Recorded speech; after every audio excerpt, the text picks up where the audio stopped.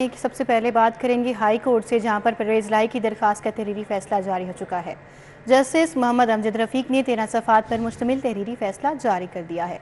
Police और anti corruption को परवेज लाही को नामालूम मुकदमात की गिरफ्तारी से रोक दिया। अदालत ने परवेज लाही की ज़ेरे इल्तवा इंक्वायरीज में भी गिरफ्तारी से रोक दिया है। परवेज लाही को गालिब मार्केट में दर्ज मुकदमे में भी हिफाजती जमानत मिल गई है। मजीद तफसीलात जान लेते हैं इस तहरीरी फैसले के हवाले से मलिक अशरफ से। जी मलिक अशरफ, अपडेट कीजिए। जी बिल्कुल, लाहौर हाई कोर्ट के जस्टिस मोहम्मद अमजद रफीक ने चौधरी परवेज इलाही की मुकदमात की तफसील और मुमकिन गिरफ्तारी से रोकने के मुतल्लिक दायर दरखास्त पर फैसला जारी किया है। और ये 13 सफ़ात का फैसला है, जिसमें पुलिस को और एंटी करप्शन को चौधरी परवेज इलाही को मालूम और नामालूम मुकदमात में गिरफ्तारी से रोक दिया है। और अदालत ने एंटी करप्शन को ज़ेरे इल्तवा इंक्वायरी में भी चौधरी परवेज इलाही को गिरफ्तार करने से रोक दिया है। और अदालत ने थाना गाला मार्केट में चौधरी परवेज इलाही के मुतल्लिक जो साल 2023 का मुकदमा नंबर 1150 है, उसमें भी उन्हें फांसी जमानत दे दी है। और इसके अलावा गुजरात के एंटी करप्शन में FIR नंबर 5/2023 में भी हिफाजती जमानत दे दी है। अदालत ने चौधरी परवेज इलाही को 50-50 हजार रुपए मुचलकों की एवज 10 रोज के लिए हिफाजती जमानत दी है। और इस फैसले के मुताबिक हिफाजती जमानत जेल से चौधरी परवेज इलाही की रिहाई के 10 दिन के लिए दी गई है। चौधरी परवेज इलाही ने अपने खिलाफ दर्ज मुकदमात और मुमकिन गिरफ्तारी से रोकने के लिए अदालत से इस्तदा की थी, और अदालत ने कल ये फैसला सुनाया था और आज ये तहरीरी फैसला जारी कर दिया गया है। जी मलिक अशरफ हमारे साथ थे, अपडेट कर रहे थे, आपका बहुत शुक्रिया। अभी आपको अपडेट करें, एंटी करप्शन की टीम परवेज इलाही को गिरफ्तार किए बगैर कैंप जेल से रवाना। एडिशनल DG वकासुल हसन की सरबराही में एंटी करप्शन की टीम जेल आई थी। टीम में director anti corruption Lahore region A Khurram Parvez भी शामिल। परवेज इलाही की रिहाई की रोबकार जेल इंतजामिया को मौसूल न हुई। अदालत ने परवेज इलाही की रिहाई का हुक्म दिया, वकला रोबकार लेकर जेल न पहुंचे। तो आपको अपडेट कर रहे हैं, एंटी करप्शन की टीम परवेज इलाही को गिरफ्तार किए बगैर कैंप जेल से रवाना हो गई। एडिशनल DG वकासुल हसन की सरबराही में एंटी करप्शन की टीम जेल आई थी और टीम में director anti corruption Lahore region A Khurram Parvez भी शामिल थे। परवेज इलाही की रिहाई के रोबकार जेल इंतजामिया को मौसूल न हो सकी। मजीद तफसीलात जान लेते हैं इस हवाले से हसनैन ओलख से। जी हसनैन, अपडेट कीजिए। बिल्कुल, परवेज इलाही की रिहाई का मामला है। Additional DG anti corruption Waqasul Hasan की जो टीम है वो कैंप जेल से रवाना हो गई है। एंटी करप्शन जो टीम है वो एडिशनल DG वकासुल हसन की सरबराही में जेल आई थी और एंटी करप्शन टीम में director anti corruption Lahore region A Khurram Parvez भी शामिल थे। पुलिस की जो गाड़ियां हैं वो भी यहाँ से रवाना होना शुरू हो गई हैं। इसके साथ साथ जो जेल इंतजामिया है उनका ये कहना है कि परवेज इलाही की जो रिहाई की रोकगार है वो जेल इंतजामिया को मौसूल नहीं हुई। सुप्रिंटेंडेंट जेल की तरफ से 5 बजे के बाद रिहाई से इनकार पर तमाम टीमें जेल से रवाना हो गई हैं। जराये का ये कहना है, जबकि परवेज इलाही के वकला रोक कर लेकर जेल तक पहुंचे ही नहीं है और अदालत ने परवेज इलाही की रिहाई का हुक्म दिया था। इसके अलावा MPO 3 के तहत परवेज इलाही को दोबारा से गिरफ्तार किया जाना था और जराये के मुताबिक DC की जानिब से MPO 3 भी जारी नहीं की। जी हसनैन, आपका बहुत शुक्रिया, आपने अपडेट किया। प्रोसिक्यूटर जनरल पंजाब के खिलाफ PDAC के तहत कार्रवाई का फैसला। चौधरी खलीकुज़्ज़मा के खिलाफ चार्जशीट तैयार करके कार्रवाई की जाएगी, ज़राए की जानिब से ऐसा बताया गया है। मजीद आपको बताएं कि निगरान हुकूमत की सेक्रेटरी पब्लिक प्रोसिक्यूशन को कानून के मुताबिक कार्रवाई की इजाज़त भी मिल गई है। मजीद तफसीलात जान लेते हैं इस फैसले के हवाले से अली रामे से। जी अली रामे। जी बिल्कुल, प्रोसिक्यूटर जनरल पंजाब को पंजाब हुकूमत ने मुअत्तल कर रखा है, क्योंकि उन्होंने साबिक़ वज़ीर आला पंजाब चौधरी परवेज इलाही के हक में एक बयान जो है वो दिया था, क्योंकि एंटी करप्शन उनके घर पर रेड की थी तो उन्होंने इलीगल इसको करार दिया था जब वो प्रोसिक्यूटर जनरल पंजाब थे। और साथ ही फवाद चौधरी ने एक केस जो है वो दायर किया हुआ था गवर्नमेंट ऑफ पंजाब के खिलाफ, तो उस पर भी उनका कोई मुनासिब रवैया नहीं था, जिस पर महकमा दाखिला ने और prosecutor general Punjab secretary prosecutor general ने उनके खिलाफ कार्रवाई के हवाले से निगरान हुकूमत को एक समरी जो है वो अरसाल की गई। तो उस पर अब निगरान कबीना ने बाकायदा उसकी मंजूरी दे दी है और सेक्रेटरी पब्लिक प्रोसिक्यूशन पर को हदायत जारी की है कि वो कानून के मुताबिक जो प्रोसिक्यूशन क्रिमिनल एक्ट है उसके तहत कार्रवाई की जो है वो कार्रवाई का आगाज करें। तब उनके खिलाफ जो है वो क्रिमिनल प्रोसेस जो है वो उसके तहत PDAC रूल्स के तहत जो है वो चार्जशीट तैयार की जाएगी, उसके बाद कार्रवाई का आगाज होगा। और इसमें एक ये भी तय पाया है कि जो प्रोसिक्यूटर जनरल पंजाब हैं उन पर उनकी पर्सनल हेयरिंग जो है वो भी की जाएगी और पर्सनल हेयरिंग में इल्जाम साबित होने पर उनके खिलाफ जो पीडा एक्ट के तहत कार्रवाई का आगाज होगा और इस पर निगरान हुकूमत ने बाकायदा मंजूरी जो है वो दे दी है। जी अली रामी, आपका बहुत शुक्रिया। आगे बढ़े और आपको बताएं, शहर में गिराम फरोशी का सिलसिला न थम सका। नान रोटी दुगनी कीमत पर फरोख्त होने लगी। जिला इंतजामिया गाफिल, रोटी का सरकारी रेट 15 रुपये जबकि 25 रुपये पर फरोख्त जारी है। इसी तरह नान की भी दुगनी कीमत बटोरी जाने लगी है। शहर में गिराम फरोशी का सिलसिला न थम सका। नान रोटी दुगनी कीमत पर फरोख्त होने लगी। जिले इंतजामिया गफलत का शिकार होकर रह गई। रोटी का सरकारी रेट 15 रुपए जबकि 25 रुपए पर फरोख्त जारी है। नान 25 रुपए मगर तंदूरों पर 30 से 35 रुपए में फरोख्त हो रहा है। गिराम फरोशों के हाथों शहरी शदीद परेशान हैं। खरीदारों का कहना है कि रोटी की दुगनी कीमत देने पर मजबूर हैं। हुकूमत सरकारी निर्ख पर अमल दरामद कराए। 15 रुपए से रोटी जो है ना, ये रेट सही है, नॉर्मल रेट है। ये 20 रुपए का आम सरियाम बिकते, कोई पूछने वाला नहीं है। तमाम इस हवाले से बड़े ऐसे समझिए कि सर परेशान हाल में है। गुजारा करना तो बहुत मुश्किल है वैसे, क्योंकि आज के दौर में मतलब हम स्टूडेंट हैं और रोटी खाते हैं तो नहीं पूरी होती हमसे रोटी ना। 77 के करीब प्राइस कंट्रोल मजिस्ट्रेट भी सरकारी निर्ख पर अमल दरामद कराने में नाकाम नजर आए। कैमरा टीम के हमरा बिसाम सुल्तान, सिटी 42। शहर में महंगाई का तूफान न थम सका। आटे के बाद चीनी की कीमतें बढ़ने का सिलसिला जारी है। ओपन मार्केट में चीनी 10 से 15 रुपए मजीद महंगी हो गई है। शहर की ओपन मार्केट में एशियाई ज़रूरिया की कीमतों में मुसलसल इजाफे का सिलसिला जारी है। आटे के बाद चीनी के नरखों में भी बेपनाह इजाफा हो गया। शहर की होलसेल मार्केट में चीनी 10 रुपए मजीद महंगी हो गई। परचून में चीनी की नई कीमत 140 से 145 रुपए फी किलोग्राम तक पहुँच गयी। गरीब का तो बेड़ा गर्क करता ना लोगों ने, वो कितने जाए। हम मजदूरी करे 1200 की 1500 का तोड़ा लवे तो कितों लवेगा।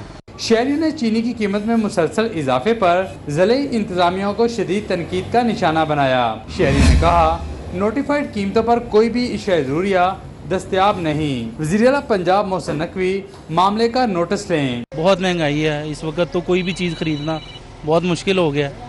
कोई भी चीज़ खरीदने चले जाएं तो बस पैसे देने पड़ते हैं और कुछ। शहरी ने मुतालबा किया कि बुनियादी इशाए ज़रूरिया की कीमतों की रोजाना की बुनियाद पे मॉनिटरिंग की जाए और आवाम को मसनूई महंगाई से निजात दिलाई जाए। कैमरामैन जाहिद हुसैन के साथ शहजाद खान अब्दाली, सिटी 42। बढ़ती महंगाई में बढ़ते सब्जियों के दामों से शहरी परेशान। कोई एक भी सब्जी सस्ती नहीं है। बढ़ती महंगाई ने शहरियों की 2 वक्त की रोटी भी मुश्किल कर दी। सब्जियों की कीमतों में उतार चढ़ाव का सिलसिला जारी है। सरकारी रेट लिस्ट और बाजार में फरोख्त होने वाली सब्जियों की कीमतों में फर्क बरकरार है। प्याज दर्जा अव्वल सरकारी निर्ख 40 रुपए फी किलो बाजार में 60। टमाटर दर्जा अव्वल 10 रुपए महंगा, सरकारी कीमत 90 रुपए जबकि बाजार में 100 रुपए किलो। लहसुन देसी सरकारी निर्ख 210 जबकि बाजार में 270। अदरक 875 रुपए फी किलो लेकिन बाजार में 980 रुपए किलो जारी है। सब्ज मिर्च 80 रुपए किलो लेकिन ओपन मार्केट में 95। आलू 65 बाजार में 80 रुपए किलो। लीमू देसी सरकारी कीमत 177 रुपए किलो बाजार में 185 रुपए फरोख्त होते रहे। शिमला मिर्च सरकारी निर्ख 125 रुपए किलो मार्केट में 130 रुपए। बैंगन सरकारी रेट 130 रुपए किलो जबकि मार्केट में 140 रुपए किलो। बंद गोभी 48 जबकि मार्केट में 60। भिंडी 135 जबकि मार्केट में 160 रुपए किलो फरोख्त होती रही। खीरा देसी 76 जबकि ओपन मार्केट में 80 रुपए फरोख्त होता रहा। न्यूज़ अपडेट्स के बाद आपको बताएं, लाहौर में शहरियों के तहफ़्फ़ुज़ के लिए साइकिल सवार फ्रेंडली पेट्रोलिंग यूनिट को कल से फ़ाल कर दिया जाएगा। इस हवाले से SP dolphin squad Zuhaib Nasrullah Ranjha ने भी मीडिया को ब्रीफिंग दी है। फोर्स एज अ होल है, it is synonymous to the patrolling force of Lahore. Lahore एक कैपिटल सिटी है और एक डाइवर्सिफाइड फॉर्म ऑफ पेट्रोलिंग यहाँ एग्जिस्ट करनी चाहिए। 2016 में ये प्रोजेक्ट आया और बड़ा कामयाब प्रोजेक्ट रहा कि अगर आप डॉल्फिन फोर्स को जैसे ही लाहौर से माइनस करते हैं तो क्राइम 5 फोल्ड बढ़ता है। ये इट्स ऑलवेज अ डिबेट कि क्राइम बढ़ रहा है, लेकिन वो इक्विवेलेंट होती है कि आपके रिसोर्सेज कहाँ हैं और कहाँ नहीं हैं। इसीलिए हमने कवर करने के लिए कुछ सॉफ्ट एलिमेंट्स को देखा। वो सॉफ्ट एलिमेंट्स में मार्केट्स हैं जो लार्ज स्केल मार्केट्स हैं। दूसरे नंबर पे बी और सी कैटेगरी की मार्केट्स हैं। इसके अलावा कुछ पार्क्स हैं, कुछ स्कूल्स हैं। इन 3 एरियाज़ को हमने सॉफ्ट एलिमेंट भी बनाया, जहाँ पे झपट्टा यानी स्नैचिंग की कॉल्स भी होती हैं और वुमेन हरासमेंट कॉल्स भी होती हैं। उनको कवर करने के लिए हमने तीसरी मोड ऑफ पेट्रोलिंग का आगाज़ किया है आज, जिसके लिए आपको मदऊ किया। वो उसका नाम हमने रखा है फ्रेंडली पेट्रोलिंग यूनिट। ये वो साइकिल्स हैं जो 24 साइकिल्स हैं, 12 टीम्स के तौर पर मूव करेंगी एज अ टीम। ये डिफरेंट मार्केट्स जो लार्ज स्केल जैसे liberty market, H block, Y block और भी जितनी बड़ी मार्केट्स हैं, ताजरान के साथ मिलके हमने इस आइडिया को चैम्पियन किया और उनको हमने बिल्कुल कॉन्फिडेंस में लिया कि कहाँ पे होनी चाहिए, कौन से पॉइंट्स पे होनी चाहिए। उसके बाद हमने इंटरनेशनल स्टैंडर्ड्स पे स्टडी किया कि जो बाइसाइकिल पेट्रोलिंग है उसमें टीम के पास कौन सी गैजेट्स होनी चाहिए, उनके लिए क्या ज़रूरी है, रिसोर्सेज, कितने टाइम वो पेट्रोल करेंगी, ये कितना कॉस्ट इफेक्टिव मॉडल है, इसकी एक्सेसिबिलिटी कहाँ कहाँ पे होगी। For the time being friendly patrolling unit एक कम्युनिटी पुलिसिंग की ऐसी कड़ी है जो ना सिर्फ स्नैचिंग को रोकेगी, सेक्सुअल अपना वुमेन हरासमेंट कॉल्स को डिफेंड करेगी, बल्कि कम्युनिटी पुलिसिंग भी करेगी। ताजरान मार्केट्स के इशूज़ और जितने नॉन कॉग्निजेबल ऑफेंस हैं उसको भी वहाँ पर सुनेंगे। ये पेयर में मूव करेंगे, इनकी किट्स बिल्कुल कंप्लीट किट्स में ये मौजूद होंगे। इनके पास जो है सेफ सिटी की LTE सेट्स जो हैं वो मौजूद होंगे। They will be accessible to the sector incharges. ये अपनी कोई भी वो चीज़ जो सेक्टर इंचार्ज या फिर डॉल्फिन की जो फोर्स है जो मार्केट के अंदर आके नहीं चेक कर सकती, पहुंच नहीं सकती या उसे पता नहीं चलता, उसका रिवर्स फीडबैक के तौर पे ये वायरलेस सेट्स के तहत सेफ सिटी से भी लिंक्ड होंगे, अपने सेक्टर इंचार्जेस से भी लिंक्ड होंगे और तमाम सीनियर ऑफिसर से लिंक्ड होंगे। इनके अपने मार्केट में बेस होंगे जो इनके रेस्टिंग एरियाज़ होंगे। मैंने आपको अभी दिखाया, इनके पास बैटॉन्स भी होंगे सेल्फ डिफेंस में। चूँकि ये कम्युनिटी पुलिसिंग है, इनको ये they are not there to fight the hard core crime, इसलिए हम इसको डीमोटिवेट कर रहे हैं कि इनके पास वेपन्स हों। लेकिन पुलिस चूँकि पुलिसिंग करती है और उसमें एक सेल्फ डिफेंस का एलिमेंट मौजूद है, ये अपने सेल्फ डिफेंस पर्पस के लिए इन दोनों पुलिस ऑफिसर्स के पास जो पेयर में मूव करेंगे पिस्टल्स मौजूद होंगे, पर हार्डकोर क्रिमिनल्स के लिए नहीं बल्कि अपने सेल्फ डिफेंस के लिए। दूसरे नंबर पे इनके सेल्फ डिफेंस में इंटरनेशनल स्टैंडर्ड्स पे आपको भी दिखाएंगे, बैटॉन्स भी मौजूद हैं जो इंटरनेशनल हैं और इम्पोर्टेड हैं, वो हम आपको दिखाएंगे, वो भी इनके पास मौजूद होंगे। ये विसल्स भी इनके पास मौजूद होंगी। इनकी अपनी ड्रेस कोड है। ये यूनिट एक यंग लड़कों पे मुश्तमिल है जो हमारा फेस होगा। उनको हमने ब्रीफिंग सेशंस भी किए हैं, हमने कोशिश की है हम उनको रेलेवेंट ट्रेनिंग दे सकें। मैं इस मौके का फ़ायदा उठाते हुए आपको बताना चाहूँगा कि पिछले 3 महीने हमने 2 पैरेलल यूनिट्स भी बनाई थी और आज आपके तवस्सुत से मैं तमाम सिटीजन्स ऑफ लाहौर को भी बताना चाहूँगा कि CCPO साहब लाहौर की गाइडेंस में हमने एंटी बैगरी पेट्रोलिंग यूनिट का आगाज़ किया था। ये 2 ट्रक्स पे मुश्तमिल है। इसमें 5+1 एक लेडी कांस्टेबल और 5 मेल प्लस उनका इंचार्ज दो शिफ्टों में हर रोज़ ईस्ट ऑफ लाहौर और वेस्ट ऑफ लाहौर में मूव करते हैं और अल्हम्दुलिल्लाह इन्होंने 2559 अभी तक बैगर्स जो हैं वो एप्रीहेंड किए हैं। Since we are a patrolling unit हम FIR को भी नहीं देखते और हम इन्वेस्टिगेशन। अब आपको बताएं, मियां शबीर अहमद नामी शख्स पर खानदान और दीगर शहरियों से करोड़ों रुपए के फ्रॉड का इल्ज़ाम। मुतासरीन का DIG इन्वेस्टिगेशन ऑफिस के बाहर प्लेकार्ड उठाकर एहतजाज। एबर्ट रोड पर DIG इन्वेस्टिगेशन के दफ्तर के बाहर मुजाहरा करने वाले शहरियों का कहना था कि मियां शबीर अहमद ने हमारे साथ करोड़ों रुपए का फ्रॉड किया है। मुजरिम धोखे से मदरसा बनाने, घरों पर जाली कागजात के जरिए कब्जा करने और गाड़ियों की जाली फरोख्त समेत दीगर जुराइम में भी मुलविस है। सूरत हाल ये है कि ये एक बैनुल-अक़वामी गिरोह है फ्रॉडियों का जो लोगों को मुख्तलिफ़ तरीक़ों से और मुख्तलिफ़ हथकंडों के ज़रिए लूट रहा है। अब मैं अगर बात करूँ तो ये 2 भाई हैं मेन करदार जो हैं, एक मियां नज़ीर है, एक मियां शबीर है और ये दोनों जो हैं इंटरनेशनल फ्रॉडियाँ हैं, लोगों को मुख्तलिफ़ तरीक़ों से जैसे मैंने अर्ज़ किया लूट रहे हैं। बेशुमार इन पे पर्चे हैं लाहौर में, लेकिन बदकिस्मती ये है कि ये पुलिस की गिरफ्त में पूरी तरह नहीं आ रहे हैं और निकल जाते हैं चूँकि इनके पास बहुत बड़ी बड़ी सिफारिशें हैं और पुलिस को ये मैनेज कर जाते हैं या क्या वजह है कि ये अपना रिलीफ ले जाते हैं। मेरी बात करूँ तो मुझसे जो है 2.25 करोड़ रुपया इन्होंने पहले ब्लैकमेल करके लिया है। अब मेरे घर की रजिस्ट्रियाँ बनाई हुई हैं और यहाँ SP साहब तक ने मुझे सुना है, लेकिन इसके बावजूद पर्चा नहीं हुआ है और ये निकल गए हैं और ये मुझे ब्लैकमेल कर। निगरान वज़ीर आला पंजाब मोहसिन नकवी की ज़ेर सदारत आज वज़ीर आला ऑफिस में इत्तेहाद बैनुल मुस्लिमीन कमेटी पंजाब का अहम इजलास मुनक्किद हुआ, जिसमें तमाम मकातब फ़िक्र के 70 से ज़ायद जीद उलमा कराम, मशाइख अज़्ज़ाम और नामवर इल्मी और दीनी शख्सियात ने शिरकत की है। इत्तेहाद बैनुल मुस्लिमीन कमेटी ने मुहर्रमुल हराम के दौरान अमन आमा बरकरार रखने के लिए हुकूमत से हर मुमकिन ताउन का यकीन दिलाया। इजलास में वज़ीर आला मोहसिन नकवी ने इत्तेहाद बैनुल मुस्लिमीन कमेटी को कानूनी हैसियत देने का फैसला किया और कहा कि इत्तेहाद बैनुल मुस्लिमीन कमेटी का इजलास साल में कम अज़ कम 4 मरतबा होगा। पुरअमन पाकिस्तान के लिए उलमा समेत सबको अपना किरदार अदा करना होगा। इत्तेहाद बैनुल मुस्लिमीन कमेटी के इजलास में 9 मई के वाक़यात और फौजी तनसीबात पर हमलों की भी शदीद मज़म्मत की गई। उन्होंने कहा कि 9 मई के वाक़यात मुल्क की तारीख का स्याह बाब बन चुके हैं। मौलाना ताहिर अशरफी ने कहा कि क़याम अमन के लिए सबको अपना मुअस्सर किरदार अदा करना है। अलामा मोहम्मद हुसैन अकबर ने कहा कि कुफ्रिया कलमात कहने वालों के साथ हरगिज़ नहीं है। इजलास में ख्वाजा कुतुबुद्दीन फरीदी, अलामा रागिब नईमी, पीर उस्मान नूरी, मौलाना सरदार मोहम्मद लिगारी, मुफ्ती रमज़ान सियालवी, मौलाना अमजद खान, पीर कासिम मसूद कासमी, मुफ्ती अब्दुल मुईद, खावर हुसैन भुट्टा, अली रज़ा गर्देजी, फरवा बतूल, मौलाना यूसुफ अनवर, ख्वाजा अदरीस, अलामा इनायतुल्लाह रहमानी, मौलाना शफीक पस्तूरी, अलामा रशीद तुराबी, उलमा सजाद हुसैन जवादी, डॉक्टर आबिद सज्जाद, अली रज़ा गर्देजी, सैयद मोहम्मद अली, मौलाना मोहम्मद असलम सिद्दीकी और दीगर उलमा कराम भी मौजूद थे। DIG ऑपरेशन सैयद अली नासिर रिजवी से मजलिस वहदतुल मुस्लिमीन के वफद की मुलाकात। अली अकबर कासमी, हसन रजा कासमी, नजम अब्बास खान, शेख इमरान, फ़खर रिजवी और दीगर वफद में शामिल थे। मुहर्रमुल हराम के पुरअमन इनकाद के हवाले से तबादला ख्याल किया गया। अमन के क़याम के लिए तजावीज़ पेश की, दरपेश मसाइल से भी आगाह किया। लाहौर पुलिस की मुहर्रम के प्रोग्रामों की सिक्योरिटी की तैयारियां मुकम्मल। वफद के DIG ऑपरेशंस को हर मुमकिन ताउन की यकीन दहानी।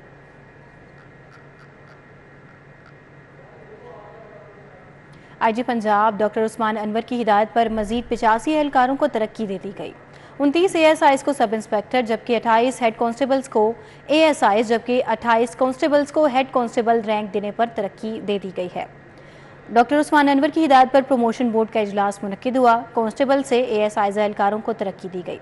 प्रमोट होने वालों में मुल्तान रीजन के अफसरान और एहलकार शामिल हैं। लाहौर समेत सूबे के तमाम अजला और रेंजेस में मेरिट और सीनियरिटी के मुताबिक 7000 मजीद प्रमोशंस भी की जा रही हैं। साबिक सदर आसिफ अली जरदारी वज़ीर आज़म शहबाज शरीफ की रिहाइश का मॉडल टाउन पहुँच गए। वज़ीर आज़म शहबाज शरीफ ने साबिक सदर आसिफ अली जरदारी का इस्तकबाल किया। दोनों रहनुमाओं के दरमियान मुलाकात में मजमूई सियासी सूरत हाल पर तबादला ख्याल किया गया है। तो आपको बताएं कि साबिक सदर आसिफ अली जरदारी वज़ीर आज़म शहबाज शरीफ की रिहाइश का मॉडल टाउन पहुँच गए। वज़ीर आज़म शहबाज शरीफ ने साबिक सदर आसिफ अली जरदारी का इस्तकबाल किया। दोनों रहनुमाओं के दरमियान मुलाकात में मजमूई सियासी सूरत हाल पर तबादला ख्याल हुआ है। वज़ीर आज़म मियां मोहम्मद शहबाज शरीफ की जहांगीर तरीन की रिहाइश का आमद हुई। वज़ीर आज़म का जहांगीर तरीन से उनके भाई की वफ़ात पर इजहार ताज़ियत, मरहूम आलमगीर तरीन की मग़फ़िरत और बुलंदी दर्जात के लिए फ़ातिहा ख़्वानी भी की गई। मुलाकात में ओन चौधरी, नुमान लंगड़ियाल ने भी शिरकत की है। वज़ीर आज़म मियां मोहम्मद शहबाज शरीफ की जहांगीर तरीन की रिहाइश का बरामद हुई है। वज़ीर आज़म का जहांगीर तरीन से उनके भाई की वफ़ात पर इजहार ताज़ियत, मरहूम आलमगीर तरीन बुलंदी दर्जात के लिए फ़ातिहा ख़्वानी भी की गई है। शालामार के इलाके में पहलवानों के लिए भी समर कैंप लग गया है। 3 माह के समर कैंप में 40 से ज़्यादा बच्चे और नौजवान पहलवान शरीक हैं। मज़ीद अहवाल बताएंगे तलहा अशरफ। पहलवानी लाहौर शहर का एक सुनहरी यादगार में से एक है, जबकि कई रुझानात, कई रस्म रिवाज चलते जाते हैं। रवायती खेल इसे माना जाता है, जबकि कई सालों से इसको लोग भूल चुके थे, जिस पर सदर लाहौर देसी कुश्ती महर अकरम उर्फ काला पहलवान आज भी अपने अखाड़े में इसे ज़िंदा रखे हुए हैं और तालीमी अदारों की तरह कुश्ती और पहलवानी के भी समर कैंप लगाए हुए हैं। मेरे हमरा मौजूद हैं, हम उनसे भी बातचीत करते हैं। बताइएगा कि समर कैंप आपने कुश्ती का लगाया हुआ है, पहलवानी का, बच्चों को आप पहलवानी सिखा रहे हैं, क्या इस हवाले से कहना चाहिए? बिस्मिल्लाहिर्रहमानिर्रहीम। देखो यह समर कैंप ਜਿਹੜਾ ਅਸੀਂ ਲਾਇਆ ਆਪਣੇ ਘਰ ਕੋਠੀ ਦੇ ਵਿੱਚ ਅਫਸਰ ਸਤਾਰ ਦੀ ਤਾਉਨ ਦੇ ਨਾਲ। ਇਹ ਕਿਹੜਾ ਕੰਮ ਨਾ ਇਹ ਬੱਚਿਆਂ ਦੀ ਮਨਸ਼ਿਆਤ ਦੇ ਹਵਾਲੇ ਨਾਲ ਗੁਟਕੇ ਸਪਾਰੀ ਨਾ ਖਾਣ, ਮਨਸ਼ਿਆਤ ਨਾ ਪੀਣ, ਬੱਚੇ ਆ ਕੇ ਮੇਰੇ ਕੋਲ ਜ਼ੋਰ ਕਰਨ ਦੇ ਨੇ। बड़े माशाल्लाह बच्चे 30-40 मेरे को बच्चे आ गए ने, उन्हें तगड़े हो रहे हैं। बाहर जाके शेखपुरे, फैसलाबाद, सियालकोट जाके कुश्तियां घुलन दे ने। मैनू बड़ी खुशी हो रही है, मेरे बच्चे वधन दे ने। जी बिल्कुल, रुस्तम लाहौर दंगल का जो खेल है। तलहा आपका बहुत शुक्रिया। खबर है खेल की दुनिया से। PCB के साबिक chief election commissioner Ahmad Farooq का कहना है कि इस वक्त PCB आईनी बहरान की तरफ जा रहा है। आईनी बहरान की वजह से क्रिकेट का नुकसान हो रहा है। साबिक chief election commissioner Pakistan cricket board Ahmad Shahzad Farooq ने अपनी रिहाइश का शादमान में प्रेस कॉन्फ्रेंस करते हुए कहा कि जब पीसीबी को ज्वाइन किया तब रीजन्स के इलेक्शन कराने का टास्क मिला था। 92 डिस्ट्रिक्ट और 13 रीजन्स के इलेक्शन कराए। इलेक्शन के दौरान अदालतों में 17 केसेस हुए। मैनेजमेंट कमेटी की मुअत्तली के बाद कायम मकाम का चार्ज भी संभाला। अहमद शहजाद फारूक का कहना था कि पैट्रन की तरफ से बोर्ड ऑफ गवर्नर्स के लिए 2 नाम आने के बाद से आईपीसी मिनिस्ट्री की तरफ से मुदाखलत शुरू हुई। मैंने उनके मावराए आइन इक़दामात को तस्लीम करने से इनकार किया। नई मैनेजमेंट कमेटी पीसीबी आइन के आर्टिकल 48 के तहत बनी, जो कि गैर कानूनी है। पीसीबी में आइन के मुताबिक काम होना चाहिए।